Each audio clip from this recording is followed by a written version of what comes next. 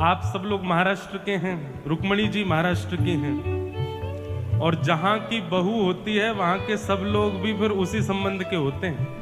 तो यहाँ जितने पुरुष बैठे हैं, अगर 60 से ऊपर के हैं तो वो सब ठाकुर जी के ससुर हैं, 60 से नीचे के हैं तो ठाकुर जी के साले हैं। जितनी माताएं बैठी हैं 60 से ऊपर की सब सास हैं, और 60 से नीचे की सब ठाकुर जी की साली हैं। तो सब महाराष्ट्र के जितने भी हैं सब ठाकुर जी के संबंधी हैं। एक प्रकार से श्रीमद् भागवत जी के रूप में आपके जमाई ही आए हैं। ये भागवत जी कौन है? श्री कृष्ण हैं। और आपके जमाई राजा जामाता आपके ठाकुर जी ही पधारे हैं महाराष्ट्र। इसलिए ससुराल वालों ढीले नहीं, भाव से। ये 7 दिन बहुत विशेष हैं मेरे लिए भी, आपके लिए भी। मेरे लिए इसलिए विशेष है क्योंकि इस साल की ये अंतिम कथा है, और 2 कथाएं मुझे हमेशा याद रहेंगी। एक मेरे जीवन की पहली कथा, क्योंकि अपने जीवन की सबसे पहली कथा मैंने तभी की थी, और एक ये कथा क्योंकि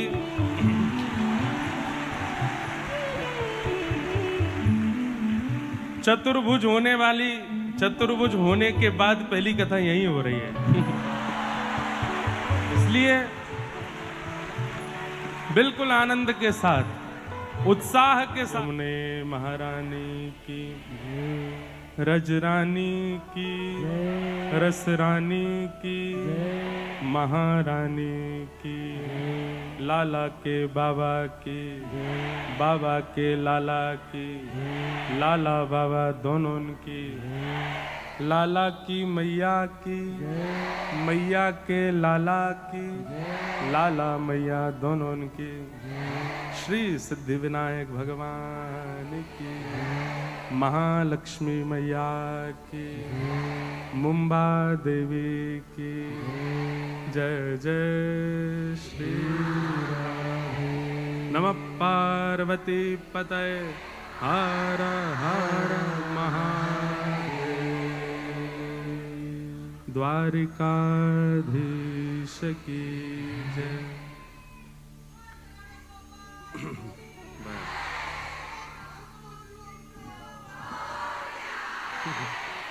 गणपति बप्पा मंगल मूर्ति।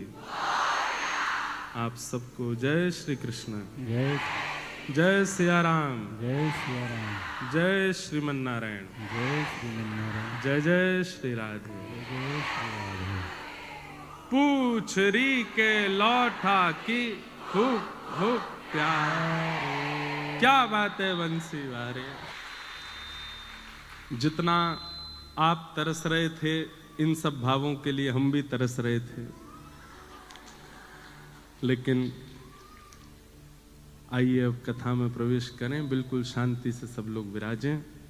परम मंगल में प्रात अखिलेश्वर, अकारण करुणा वरुणालय, भक्त वांछा कल्पतरु, तड़िद्वित विनिंदित पीतांबरधारी श्री बालकृष्ण लाल की वांगमयी शब्दमयी वाणीमयी प्रतिमूर्ति हम आप सबके मध्य में विराजमान श्रीमद् भागवत महापुराण को बारंबार प्रणाम। संत जनों के परमाशीर्वाद से श्री सिद्धि विनायक भगवान की परम कृपा से हम आप सब लोग महालक्ष्मी मैया की भूमि, सिद्धि विनायक भगवान की भूमि, मुंबा देवी की भूमि, भारत की आर्थिक राजधानी मुंबई में अविराजित होकर के साल 2025 की भक्ति पथ के माध्यम से विश्राम कथा श्रवण करने के लिए एकत्रित हुए हैं। ये हमारा परम सौभाग्य है। श्री गिरधर लाल जी एवं समस्त भट्ट परिवार जो इस कथा के मनोर्थी हैं, उन सबको बहुत बहुत जय श्री कृष्ण। हमारे धवल भाई जी और इनका पूरा परिवार, सबका बड़ा स्नेह, बहुत भाव था कि ये कथा मुंबई में होनी चाहिए। वैसे तो जितने भी भजन आप सुनते हैं भक्ति पथ के माध्यम से, उन सब की रिकॉर्डिंग्स और उन सब का क्रिएशन मुंबई में ही होता है। तो साल में सबसे ज़्यादा अवधि जिस नगर में हमारी आने की होती है वो मुंबई है। पर कथा के लिए उल्लासनगर आना होता है हर साल लगभग, लेकिन मुंबई शहर में मेरे ध्यान में 2020 के बाद अब आना हुआ है। तब लगातार कांदिवली में एक कथा होती थी, भक्तिपथ परिवार है वहाँ पर पुराना, उनको भी समय बहुत समय से नहीं दे पाए हैं, उनको भी समय देना है। तो उसके बाद कोई ऐसा योग नहीं बन पाया आने का, पर हमारे भट्ट परिवार का बहुत भाव था कि इस बार ये कथा का क्रम यहाँ हो। और सौभाग्य है कि इस वर्ष का विश्राम आप सब लोगों के साथ कथा भागवत श्रवण कराते हुए हम करने जा रहे हैं, ये हमारा परम सौभाग्य है।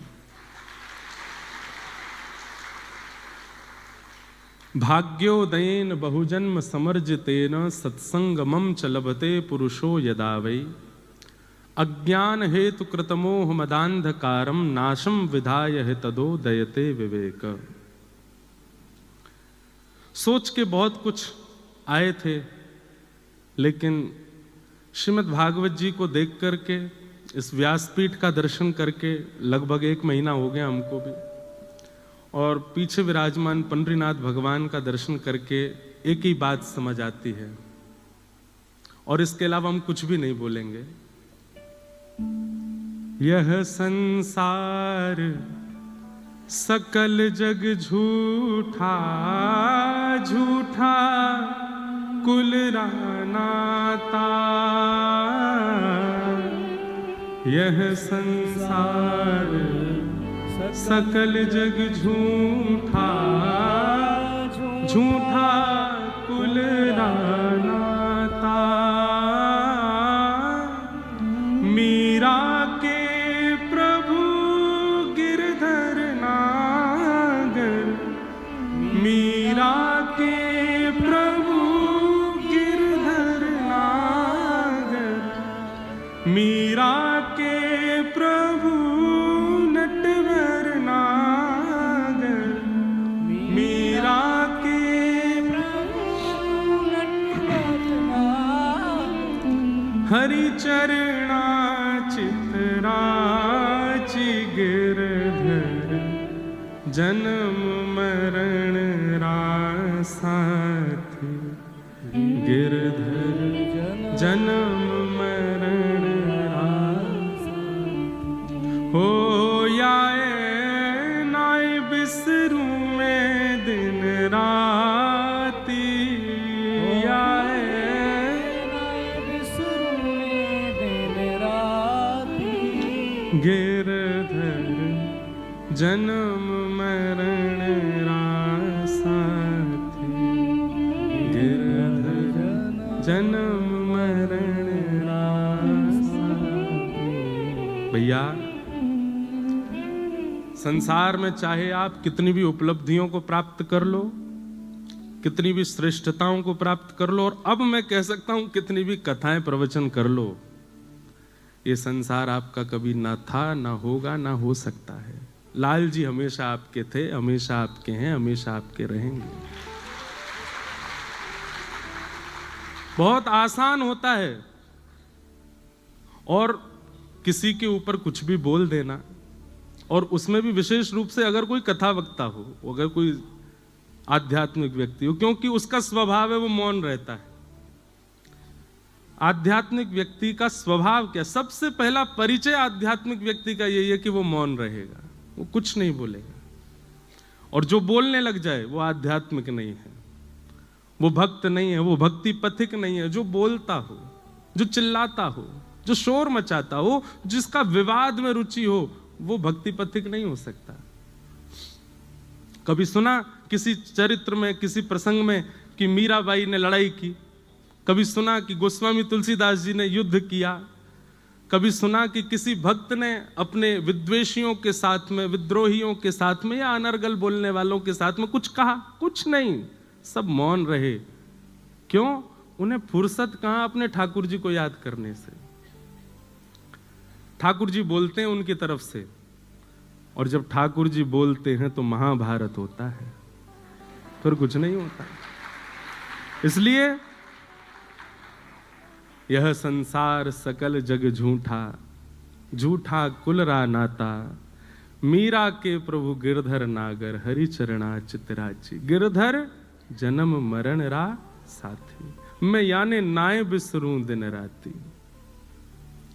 हमारे जीवन का एक नव प्रसंग प्रारंभ हुआ।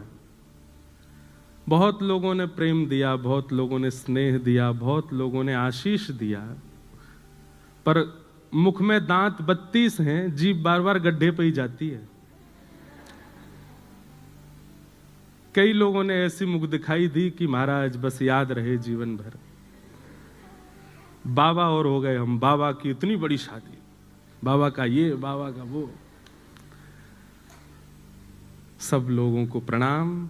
हमारे गोस्वामी तुलसीदास जी महाराज ने मानस जी के प्रारंभ में खलों को भी प्रणाम किया, और ये होना ही था। मुझे पता था कि ये होगा, क्योंकि दुनिया चाहती ही नहीं कि ये व्यासपीठ से उतरे, यहीं बैठे रहे। हमारे पूज्य पिताजी महाराज 52 वर्षों से कथा कर रहे हैं। कितने वर्ष? यहां पर कितने लोग ऐसे हैं जिनकी आयु 52 से कम होगी? 52 वर्ष नहीं होते। अरे आजकल के भारत में सब्जी बेचने वाले व्यक्ति भी अगर 4 साल लगातार सब्जी बेच लेते हैं तो भी उनका भी इतना हो जाता है कि वो अपना घर भी बंबई में बना सके, दिल्ली में। वैसे इतना योग्य हो गया है भारत। वो अपने पुत्र का विवाह यदि अच्छे से करें तो इसमें क्या दिक्कत? और भाई सबने सब बातें कह दी, लेकिन किसी ने एक बार भी ये नहीं कहा, उस विवाह में एक वस्तु भी बिना प्याज लहसुन के नहीं थी। सब में, कुछ ही में भी कुछ नहीं था। सब कुछ नॉन ऑनियन गार्लिक विवाह, और सुनो, नॉन अल्कोहलिक विवाह।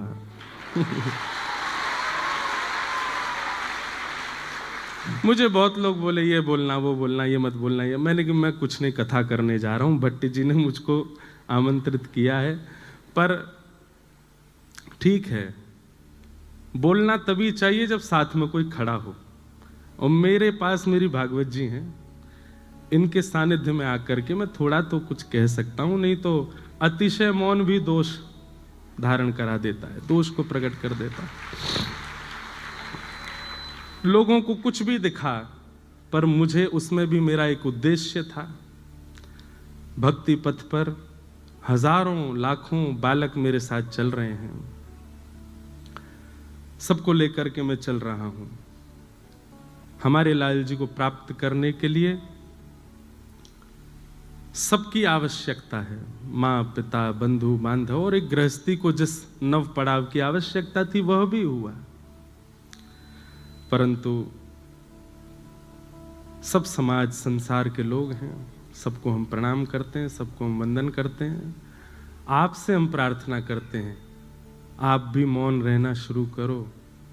भैया, जीवन के 4 ही दिन बचे हैं, बहुत लंबा समय नहीं है हमारे पास में। एक दूसरे को पकड़ के नीचे गिराना, ये करना, वो करना, उसकी निंदा स्तुति करने में समय निकल जाएगा। भगवत प्राप्ति कब करोगे फिर? अगर उसी बीच में प्राण निकल गए तो ठाकुर जी की प्राप्ति कैसे होगी?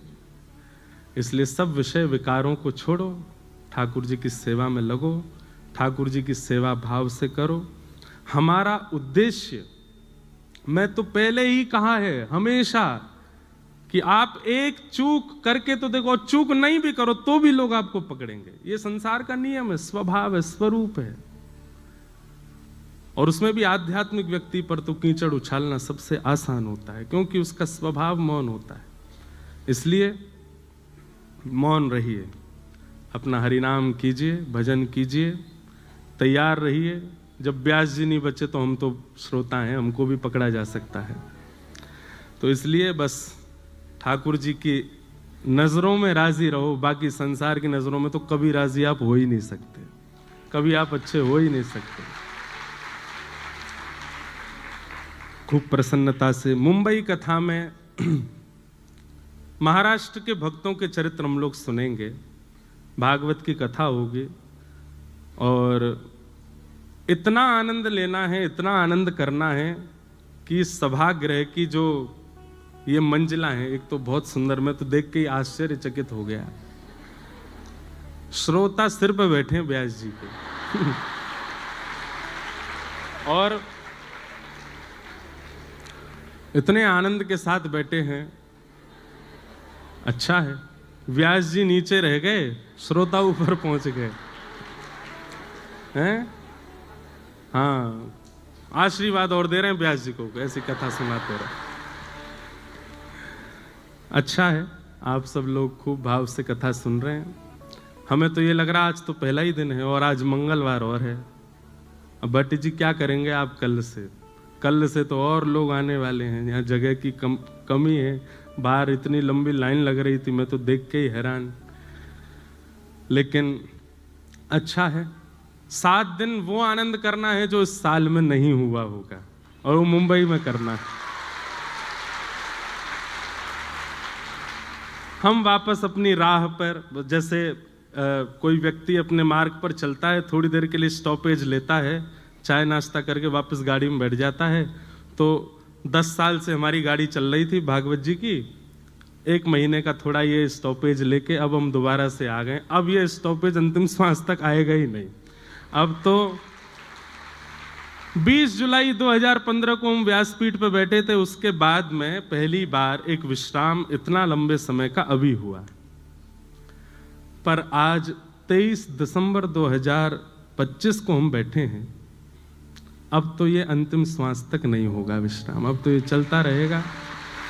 अब जो भी हमारे जीवन का होना था वो हो लिया, अब इससे ज्यादा कुछ होगा नहीं।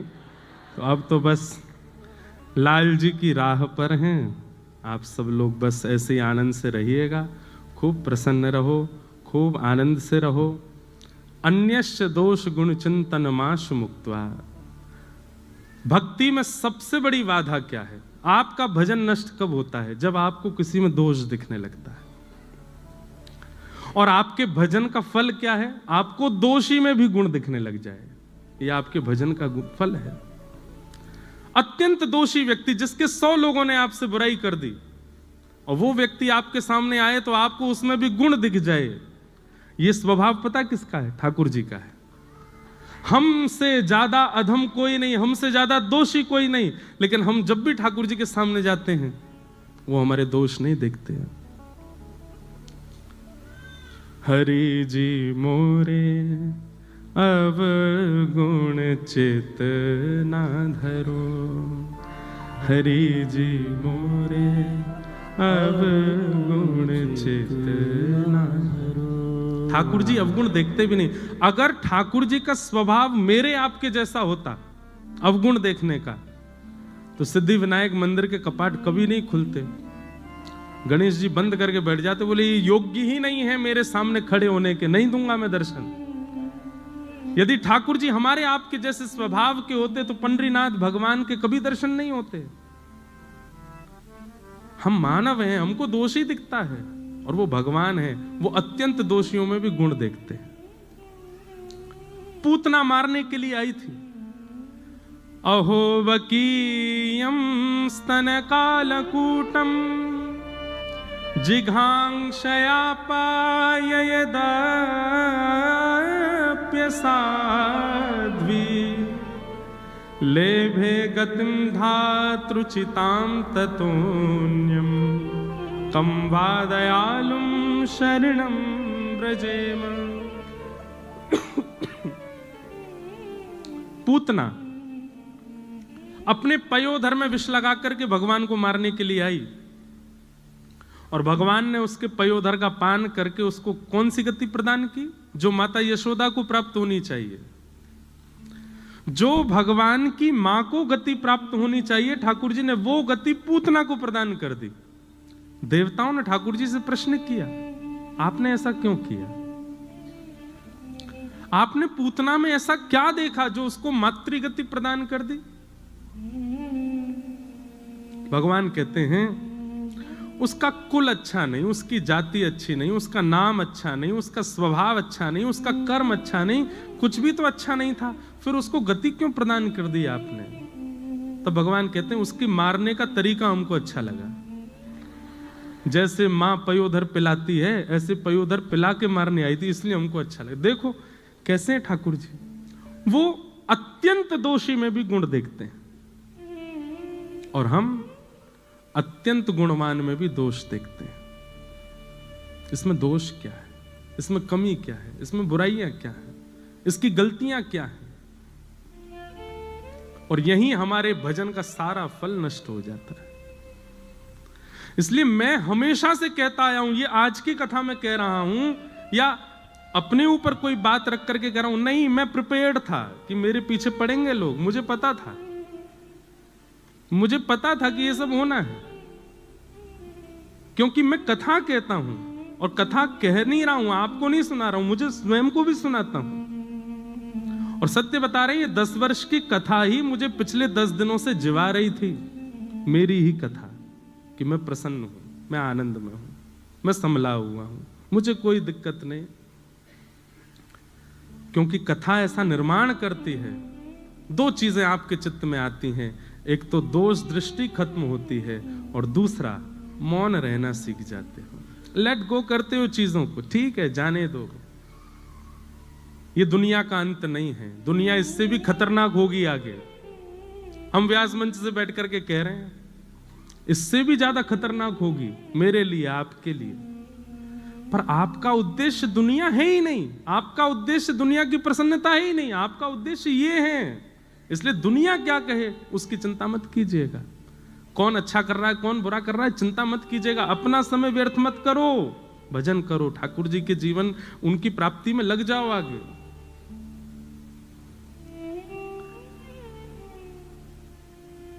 अन्यस्य दोष गुण चिंतन माशु मुक्त्वा, दूसरे में दोष मत देखो। पुणे के पास में एक गांव है, उसका नाम है पुरंदरपुर। क्या नाम है?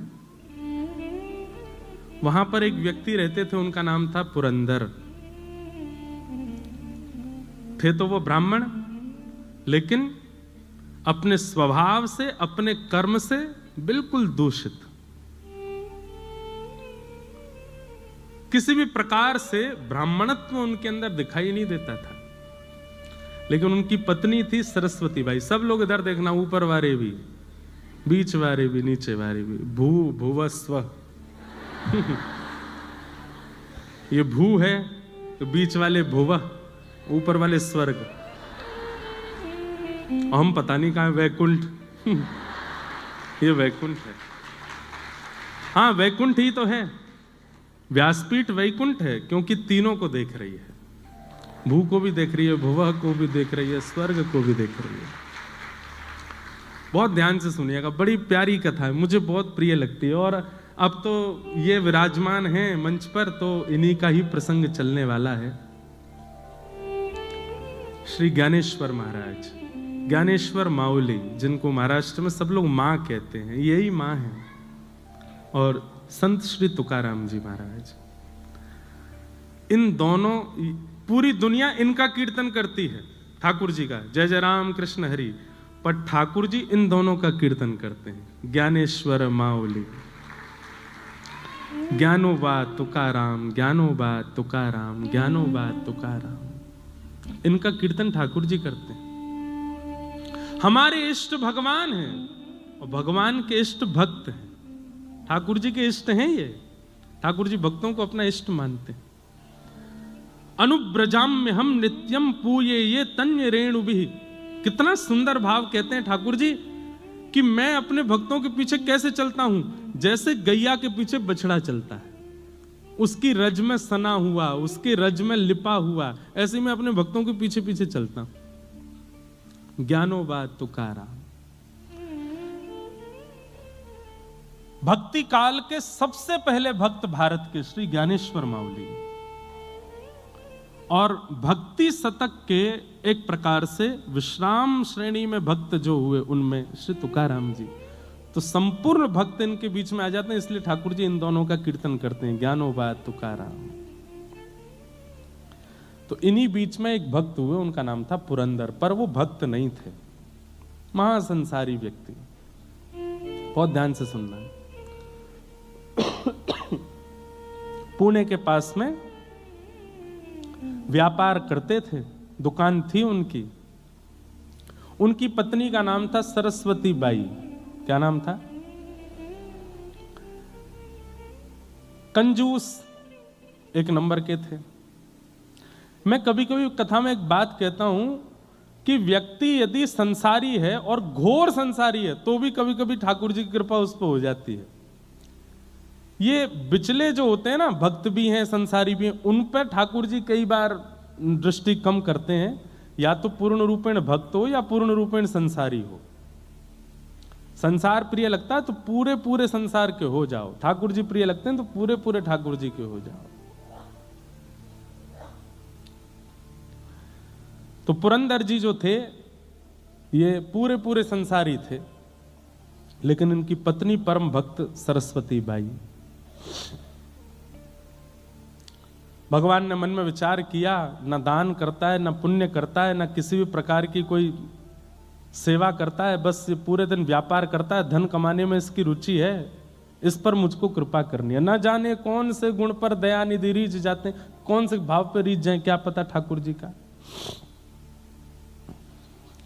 अच्छा, एक बात और मैं स्पष्ट कर दूं, महासंसारी तो है, महासंसारी है, लेकिन वैष्णव अपराध से बचा हुआ है तो ठाकुर जी की कृपा होगी। लेकिन महासंसारी है और वैष्णव अपराध भी करता है तो ठाकुर जी की कृपा नहीं होगी। ठीक है, संसार के विषय भोग विलास आदि सब में संलिप्त है, लेकिन अभी तक वैष्णव अपराध नहीं बना है उससे, तो हो सकता है कि ठाकुर जी की उस पर कृपा हो जाए। बंधुओं, भक्तों को किसी से नहीं डरना चाहिए सिवाय एक के, वैष्णव अपराध। कभी किसी भक्त का अपराध ना हो जाए, किसी वैष्णव का अपराध ना हो जाए, किसी भगवत स्वरूप वाले का आपसे अपराध ना बन जाए, बस इससे डरिएगा और कुछ नहीं। हम तो हमेशा कथा में कहे, ठाकुर जी की भोग में कोई कटौती हो जाए चलेगा, ठाकुर जी के श्रृंगार में दिक्कत हो जाए चलेगा, ठाकुर जी की सेवा में दिक्कत हो चलेगा, पर ठाकुर जी का नाम गाने वाले किसी की सेवा में कभी कोई अपराध मत करिएगा, वो अपराध है, उससे ठाकुर जी क्षमा नहीं करते। तो पुरंदर दास जी जो थे, इनसे वैष्णव अपराध नहीं हुआ था अभी तक, लेकिन ये महासंसारी थे। एक बार ठाकुर जी के मन में आया कि मुझे इन पर कृपा करनी है, और किस लिए कृपा करनी है? क्योंकि पत्नी परम भक्ता है। तो ठाकुर जी एक दीनहीन से ब्राह्मण बनके, यही पंडरीनाथ भगवान दीनहीन से ब्राह्मण बनके पहुंच गए, और पहुंच करके पुरंदर दास जी की दुकान पर जाके खड़े हो गए। पुरंदर दास जी बोले, कहो क्या चाहिए?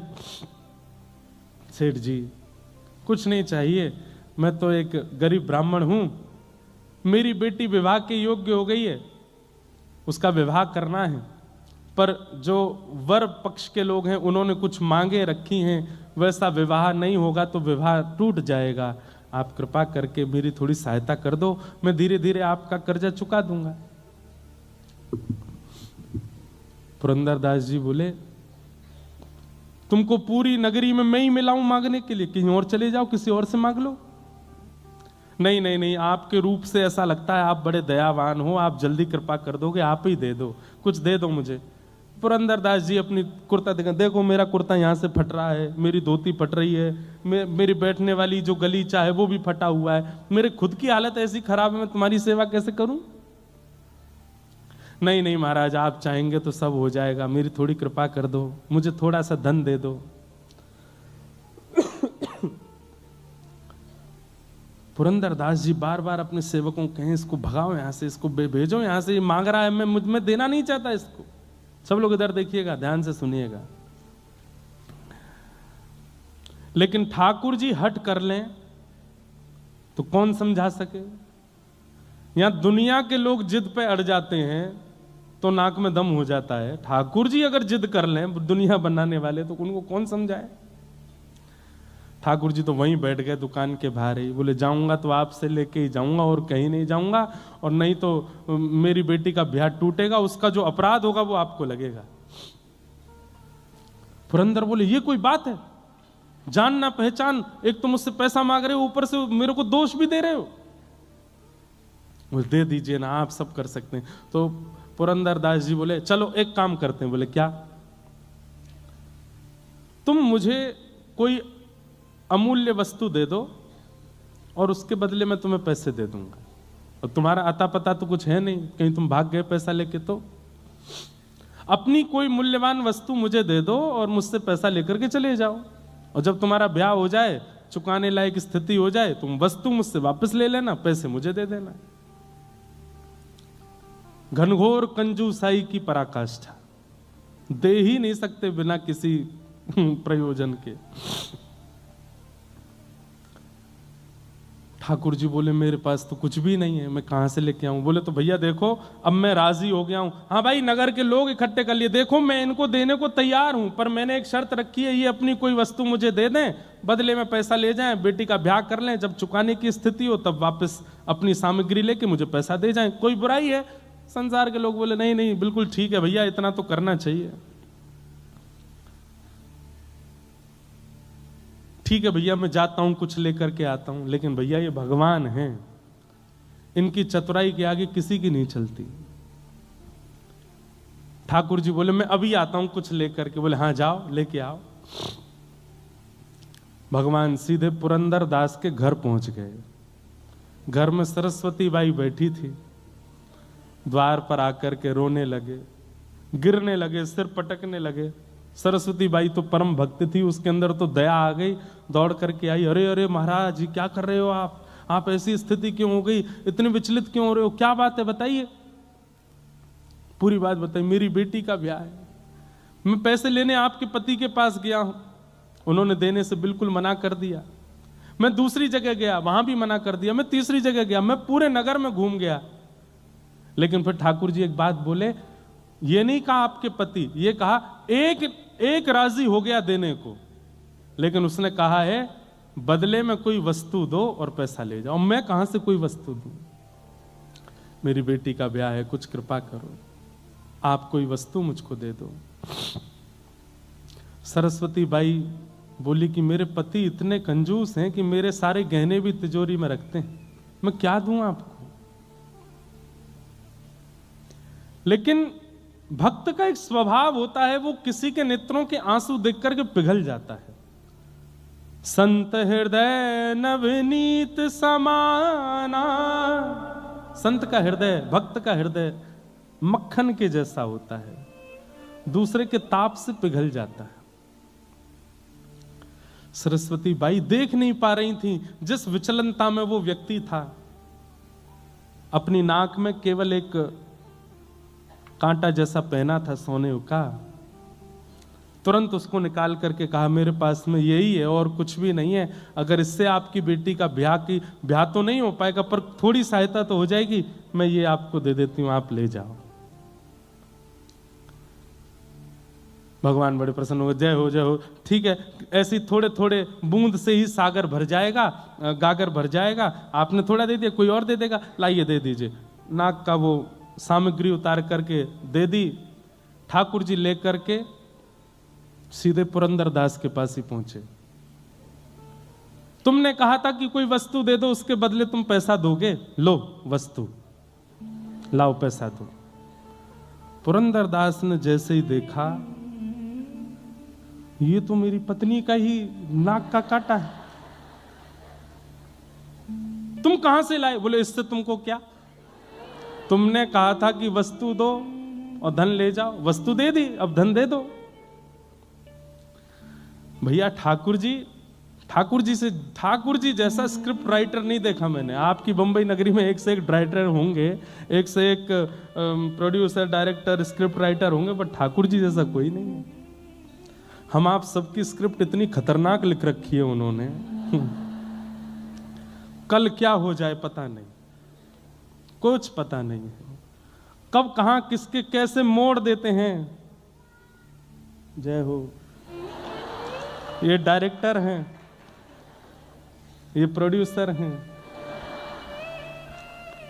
लेकिन जैसे वो एक होता है ना, ये तो चलो स्क्रिप्ट वगैरह इन्होंने लिखी, डायरेक्ट आदि इन्होंने की, पर कई बार एक्टर को अपने परफॉर्मेंस देने में थोड़ी दिक्कत होती होगी, तो एक अब मेरे को पता नहीं है इतना ज़्यादा, पर बीच कोई सहायक डायरेक्टर भी होता है ना, वो आके समझा दे तुम ऐसा करोगे तो भक्तजन जो है ये सहायक डायरेक्टर हैं। ये आकर के संभालते हैं, बोले घबराओ नहीं, ठाकुर जी ने स्क्रिप्ट भले ही खतरनाक लिखी है लेकिन तुम कर सकते हो। इन भक्तों के चरित्र से हमको एक बल मिल जाता है, हमको एक राह मिल जाती है, हमको थोड़ा संबल मिल जाता है और हम अपनी जीवन की इस मूवी में अच्छा निर्वहन कर लेते हैं। लिखा ठाकुर जी नहीं है सब कुछ, ईच एंड एवरीथिंग, सब कुछ। तो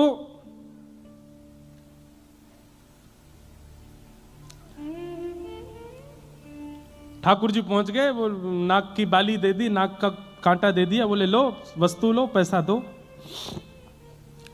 तो पुरंदर को ये बात पता है कि मेरी पत्नी स्वभाव से बड़ी दयावान है, और उसी ने दया करके बिना मुझसे पूछे, बिना मेरी आज्ञा के अपनी नाक की एक कांटा निकाल करके दे दिया। इसको तो मैं पैसा दे देता हूं, लेकिन आज अपनी पत्नी को नहीं छोड़ूंगा।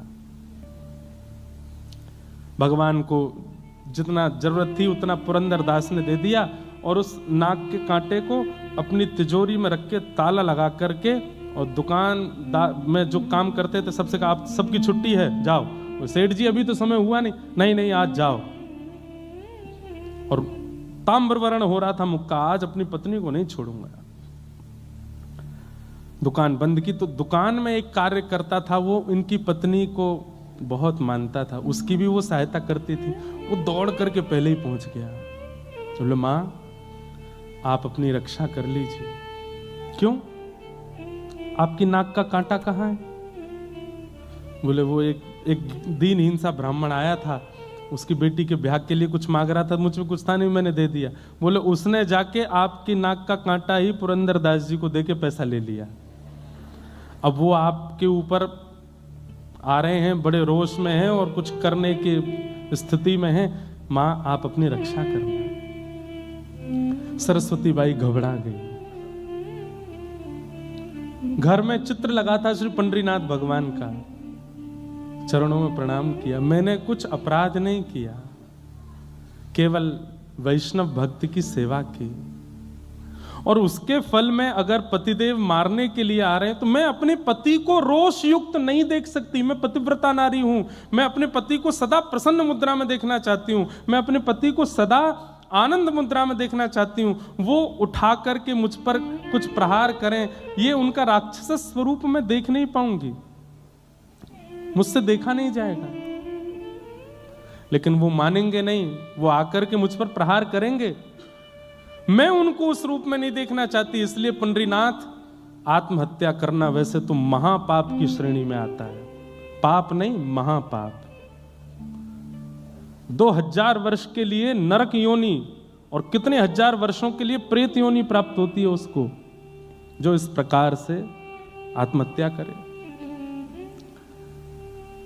आत्महत्या करना वैसे तो महापाप है, पर मैं अपने पति को इतने रोष में नहीं देख सकती, इसलिए मैं आत्महत्या कर रही हूं। और विष लेकर के अपने मुख की ओर जैसे ही लेने लगी, नेत्रों से आंसू, सामने पंडरीनाथ भगवान का चित्र है, और बार बार कह रही है पंडरीनाथ मुझे क्षमा कर देना, मुझसे अपराध, मैंने अपराध नहीं किया, लेकिन मैं अपने पति को ऐसे नहीं देख सकती। जैसे ही विषपान करने लगी, इतनी खन्न से आवाज हुई, ऊपर से ठाकुर जी के चित्रपट के पास से ही वो नाक का कांटा आकर के कटोरी में गिरा, और जैसे ही वो कांटा कटोरी में आकर के गिरा, इतने में ही पति का आना हुआ। पति ने आकर के किवाड़ बंद करी, ढूंढने लगा कोई सामग्री मिले मुझे, और कुछ हाथ में लेकर के खड़ा हो गया सामने। ए सरस्वती बाई जी, तेरे नाक का कांटा कहां है, जल्दी दिखा मुझे। उसने तुरंत कटोरी में जो विष था उसमें हाथ डाल करके निकाला और दिखा दिया, बोले ये है। पुरंदरदास बोले इधर दिखा, देख करके देखा तो वही कांटा था। बोले असंभव, ये हो ही नहीं सकता, ये तो मैं अपनी तिजोरी में रख करके ताला लगा करके आया हूं, तेरे पास कैसे आ गया?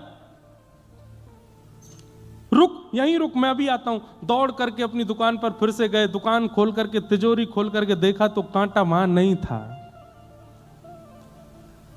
लौट करके आए, ये कैसा जादू सीख के आई है तू? वो कांटा मेरे पास मैंने बंद करके रखा, तेरे पास दोबारा कैसे आया? और ये सब व्यवस्था कैसे बनी, मुझे जल्दी बता। नेत्र भर गए आंसुओं से और चरण पकड़ करके बोली, सब पंडरीनाथ की कृपा है। एक विरक्त एक परम ब्राह्मण मेरे द्वार पर आके रोने लगा, मैंने उसको दिया, मुझे पता चला कि उसने वो कांटा जाके आपको दिया और आप रोष में मुझे मारने आ रहे हैं। मैं आपको उस रूप में नहीं देखना चाहती थी, इसलिए विष प्राण कर रही थी, पंडरीनाथ के सामने रो रही थी कि हे पंडरीनाथ, मैं अपने पति को ऐसे नहीं देख सकती, मैं आत्महत्या कर रही हूं। उसी समय पता नहीं कहां से ये कटोरी में गिर गया। मुझे तो ऐसा लगता है वो ब्राह्मण कोई और नहीं थे, वो साक्षात पंडरीनाथ ही थे। मुझे और आपको अपने चरणों में लगाने के लिए, स्वीकार करने के लिए, अंगीकार करने के लिए ये पूरी लीला की थी। पुरंदर दास के नेत्र बंद हो गए और वो छवि दिखने लगी, कैसे मेरी दुकान पर आकर के बार बार कह रहे थे कि धन दे दो, मेरी बेटी का ब्याह है, उसके लिए थोड़ी सेवा कर दो। वो स्वरूप बार बार दिखे और जो वृद्ध ब्राह्मण का स्वरूप था वो नेत्रों में अब वृद्ध ब्राह्मण नहीं दिख रहा है, सांवरे सलोने ठाकुर जी ही दिख रहे हैं कि वही द्वार पर खड़े थे, वही मांग रहे थे, वही बार बार जिद कर रहे थे। पुरंदर दास रोने लगा, पत्नी का हाथ पकड़ा, देवी अभी चलो। बोले कहां? बोले पंढरपुर चलो। उसी समय अपनी पत्नी के साथ घर बार सब छोड़ करके पंढरपुर चले गए और ईंट पर खड़े हुए अपनी भुजा पर हाथ रख करके श्री पंडरीनाथ भगवान के सामने जाकर के पुरंदर दास ने अपने जीवन का शेष समय ठाकुर जी को अर्पित कर दिया। ठाकुर जी के जीवन को अर्पित हो गए। कान पकड़ के क्षमा मांगी, नाथ मुझे क्षमा कर दो, मैंने अपराध किया। और पुरंदर दास जी का फिर नियम हो गया, हर दिन जाते और ठाकुर जी से केवल क्षमा मांग करके ये कहते, मुझे दंड दीजिए, मुझे दंड दीजिए। जितना मेरी दृष्टि में मुझे समझ में आया, अधिक भी हो सकते हैं। भगवान से पीड़ा दो लोगों ने मांगी है, या तो द्वापर युग में कुंती ने मांगी है या कलयुग में पुरंदर दास ने मांगी है। ठाकुर जी से पीड़ा मांगी। वहां कुंती भगवान से कहती है कि नाथ मेरे जीवन में पीड़ा दे दीजिए, दुख दे दीजिए, दारिद्र्य दे दीजिए, कष्ट दे दीजिए। और यहां पुरंदर दास नित्य पंडरीनाथ भगवान से कहते हैं कि मुझे कष्ट दे दीजिए, दुख दे दीजिए। क्यों? क्योंकि मैंने आपके रूप को नहीं पहचाना, आपके स्वरूप को नहीं जाना। नित्य ठाकुर जी से प्रार्थना करते। एक दिन ठाकुर जी प्रसन्न होकर प्रकट हो गए और प्रकट होकर के बोले, ए पुरंदर दास, क्या रोज कहता है कि मुझे कष्ट दे दो, मुझे दंड दे दो। बोले प्रभु, जब तक दंड नहीं दोगे मेरे हृदय को शांति नहीं मिलेगी। बंधुओं, ये भी एक वैष्णव का स्वरूप है, बहुत ध्यान से सुनिएगा। गलती करने के बाद अपने अपराध का बोध तो सबको हो जाता है, पर अपराध बोध में ठाकुर जी से प्रार्थना करना कि इस अपराध का थोड़ा दंड मुझे दीजिए, ये वैष्णव ही कर सकता है। संसारी व्यक्ति तो भागेगा, मैंने कुछ नहीं किया, और किया तो क्या, मैंने स्वीकार कर लिया, अब मुझे दंड नहीं मिलना चाहिए, अब मुझे पीड़ा नहीं मिलनी चाहिए। पर वैष्णव तो उसके प्रति दंड मांगता है कि मुझे दंड दीजिए। हमारे वृंदावन की भोरी सखी गाती हैं, ऐसो दुख दीजो ही अमार, ऐसो दुख दीजो ही, बिन पद कंज छटा दृग देखे, बिन पद छटा को सुहावे नाही, ओ को सुहावे नाही, ऐसो दीजो हिय माहि ऐसो दुख दीजो बस्ती छोड़ एकांत बिठाओ बस्ती छोड़ बस्ती छोड़ एकांत बिठाओ बस्ती छोड़ एकांत बिठाओ बातन सो घबराही हो बातन सो घबराही भोरिए से दुख बिन प्यारी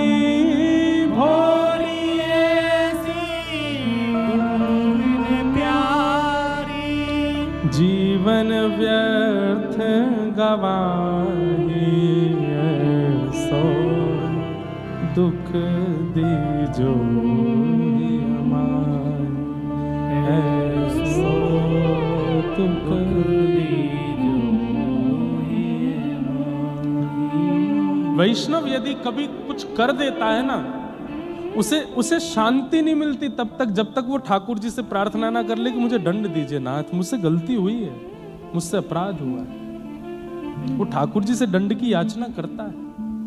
देना ना देना ये उनके हाथ में है, लेकिन वो याचना करेगा, मुझसे ये गलती हुई नाथ, इसका मुझे प्रायश्चित नहीं करना, इसका मुझे अपराध बोध हुआ है, पर मुझे तब तक शांति नहीं मिलेगी जब तक आप इसका मुझे सूक्ष्म दंड नहीं देंगे। वो दंड की याचना स्वयं करता है ठाकुर जी से। पुरंदरदास जी कहने लगे, नाथ मेरे द्वार पर आकर के आप मांग रहे थे और मैंने शाम तक बिठा करके आपको रखा, दंड तो मुझे मिलेगा, तब तक मुझे शांति नहीं मिलेगी, दंड दीजिए। तो ठाकुर जी बोले ठीक है, हम एक दंड देते हैं। क्या? भारतवर्ष में जितने भी तीर्थ हैं और जितने भी मेरे मंदिर हैं, सबका पत्नी सहित दर्शन करके आओ, यही दंड है तुम्हारे लिए, जाओ। पुरंदरदास बोला, ये दंड है, ये दंड है, ये तो मेरे लिए आशीर्वाद है, ये तो मेरे लिए और सुख की स्थिति है, दंड दीजिए। तो ठाकुर रुक्मणी जी बोली, तो फिर एक काम करो। बोले क्या? जिस जिस तीर्थ में जाओगे वहां की मातृभाषा, वहां की जो लोक भाषा है, उस भाषा में एक पद गा करके वहां के ठाकुर जी को रिझाओ, ये दंड है। चलो। हाँ, इसमें थोड़ा परिश्रम है, मैं महाराष्ट्र का हूं, मुझे मराठी आती है, अब मैं दक्षिण जाऊंगा, आंध्र प्रदेश जाऊंगा, केरला जाऊंगा, वहां जाऊंगा, वहां की भाषा में वहां का कीर्तन बनाना मेरे लिए कठिन होगा, ये दंड उचित है। और ये दंड पंडरीनाथ भगवान ने, इसको कहते हैं उत्सव दंड। उत्सव भी हो रहा था, दंड भी हो रहा था। अपनी पत्नी के साथ भारत के एक एक तीर्थ में गए और वहां की भाषा में जाकर के पुरंदरदास जी ने कीर्तन गाया, ठाकुर जी को रिझाया। ऐसे हमारे श्री पंडरीनाथ हैं। ये किसको कैसे, कहां से, किस भाव से स्वीकार कर लेते हैं भगवान जाने। और इनका दंड भी ऐसा होता है जैसे किसी को रुई के डंडा से मारा हो। कितने डंडे पड़े? 100 डंडे पड़े, पर डंडा रुई का था। ऐसे तो ये दंड देते हैं। इसलिए भैया इनके सन्मुख हो जाओ, संसार से ज्यादा मतलब रखो नहीं। हमारे ऊपर तो एक आरोप और लग गया है, दुनिया को बोला मोह माया से दूर, खुद की ऐसा ब्याह किया। हमने कहा भैया, किसी ने आकर के हमसे आज तक ये नहीं पूछा कि आप ठाकुर जी का उत्सव करते हो, उसमें कितना खर्चा होता है। आप इतनी बड़ी बड़ी कथाएं करते हैं, अपनी जेब से कितना कुछ कर देते हैं, कभी कोई नहीं आया पूछने के लिए। हमारे लाल जी का उत्सव होने वाला, बरसाना आके देखना, कोई नहीं पूछेगा। वहां तो हमारी जेब फटफटा जाती है, तब कोई नहीं पूछेगा। लेकिन भाई संसार के लोग बड़े संसारी ही हैं भैया, सबको प्रणाम है, ज्यादा हमें कुछ कहना वेना है नहीं। प्रसन्न रहो, लेना ना देना, मगन रहना, आनंद में रहो। लाल जी का ब्याहुला है 11 से 15 जनवरी तक। हमारी प्रार्थना बम्बई वालों के लिए, हम आ गए, अब आप आना ठाकुर जी के उत्सव में। हम देखो सुनो, एक बात और, बुला तो रहे हैं लेकिन अपनी व्यवस्था आप करवा लेना, क्योंकि वहाँ जगह बची नहीं है। हमने पंडाल वंडाल तो खूब बड़े बड़े कर दिए हैं, सब कुछ करने का प्रयास किया है अच्छे से, रहने खाने की, भोजन की व्यवस्था भी सबकी कर रहे हैं, पर रहने की व्यवस्था बरसाना में तो कुछ बचा नहीं है। आसपास भी अगर कहीं मिल जाए तो आप लोग लेकिन आना जरूर। अपने ब्याह में हम क्या बुलाते हैं आपको वो तो हमारे, सही बता रहा हूं, मेरे बस का नहीं था। मैं तो केवल वहां कठपुतली की तरह था, बैठ जाओ, उठ जाओ, खा लो, पी लो, ये करो। अब मेरा अधिकार